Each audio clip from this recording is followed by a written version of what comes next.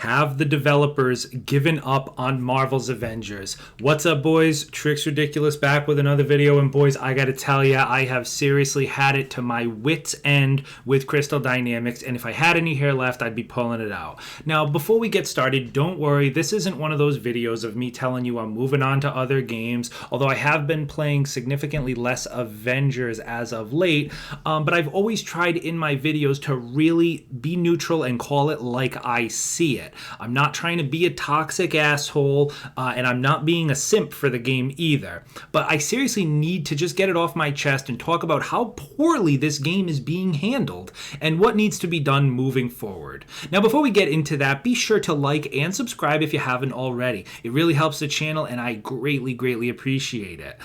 So let's get started with, where all of this is coming from. So another weekly blog post has come and gone without so much as a shred of news about Kate Bishop or the AIM Clone Lab. And when asked on Twitter if the Clone Lab would be this weekend, Strumslinger, who is Andy Wong, who's one of the community managers, said, and I'm loosely quoting here, "Sorry, no, we understand the frustration, and we'll share as soon as we can," or something like that. Meanwhile, we got an update or a patch that fixed a number of miscellaneous bugs, one of which was actually the gear screens kind of blocking your stats. They no longer block the stats at the top of your character sheet, which is the one nice fix I'll say that came from this.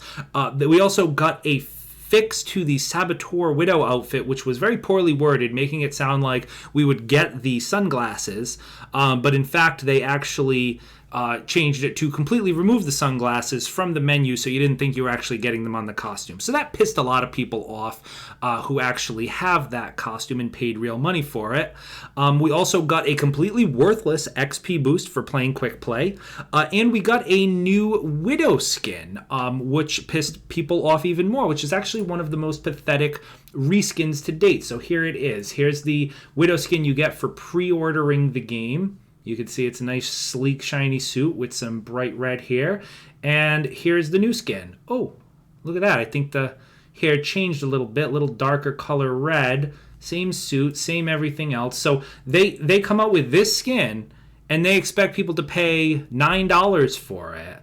Like, how lazy is that? That's absolutely ridiculous, and it's an insult, more than anything, to the players. I mean, for the lack of content that's in the game, for them to be kind of coming out with a slap in the face like this, it really rubbed a lot of players the wrong way.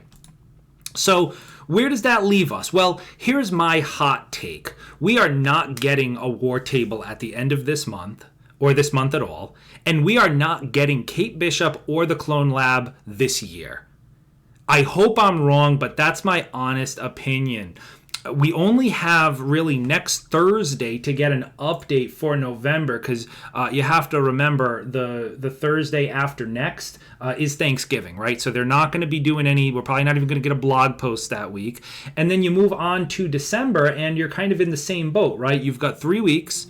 And then you've got Christmas, right? So then they're going to be taking the hiatus for Christmas Eve, Christmas Day. They're not going to be putting out any updates at this time.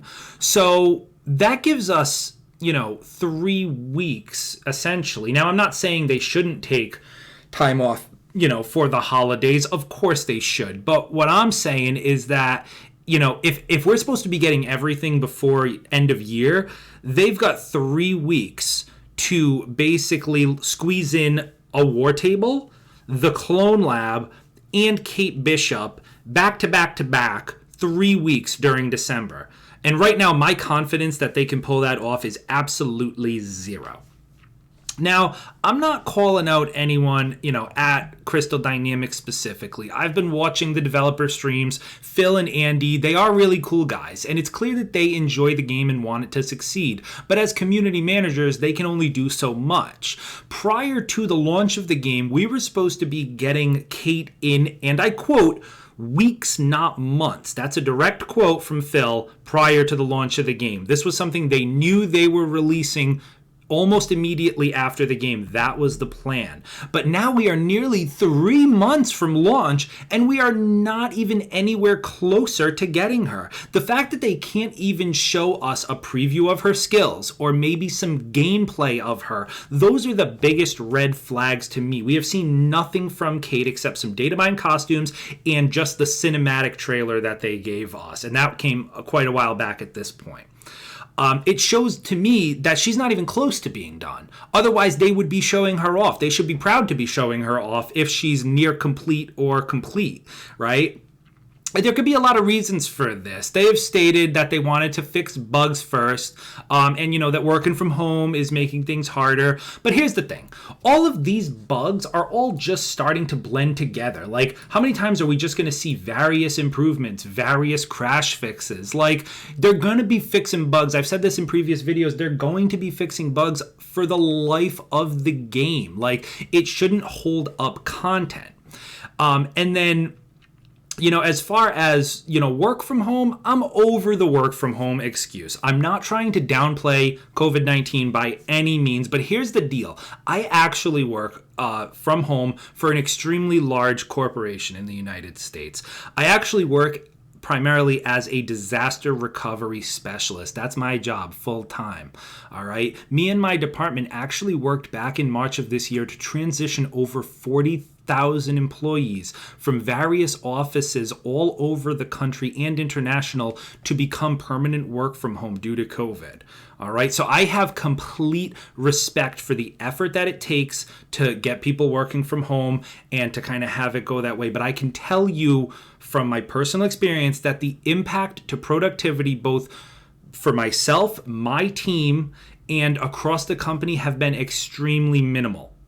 Now, that said, I don't work for a software company, so I understand it's not a complete one-for-one. However, the point I'm trying to make is many people are working from home, and they have been doing so since probably about March, I would say, and they still decided in September to release the game in the state that it was in with a $60 price tag with exactly zero plans post-launch. So, if working from home has made it so much harder, it would have been doing that for them for 5+ months before they even launched the game to begin with. So I don't buy it as an excuse that, now that the game's launched, it's so extremely hard to push out the first few pieces of content that we're getting.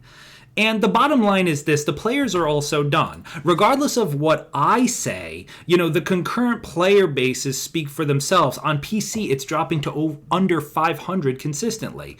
The players aren't going to sympathize with the studio's, woes. And even if they do, they'll just kind of pass along, they'll uninstall the game, and they'll just go and play other games. There's too many new ones right now for CD to take anybody for granted.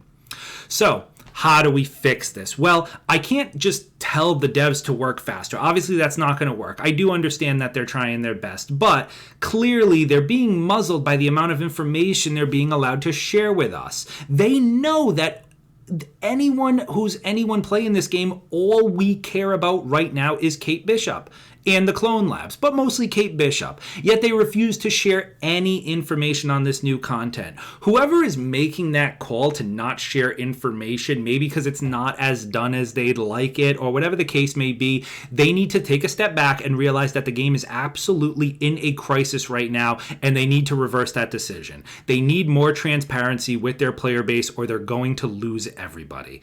If they came out tomorrow and said that Kate was going to arrive on December 31st, 100%, no more delays, guaranteed December 31st. It wouldn't be great, but it would at least be something to keep players around. It would at least be transparency. The fact that we're intentionally getting nothing, we're getting no dates, no gameplay, no teasers, we're getting zero. That is a huge red flag that they are much more behind than they're letting on.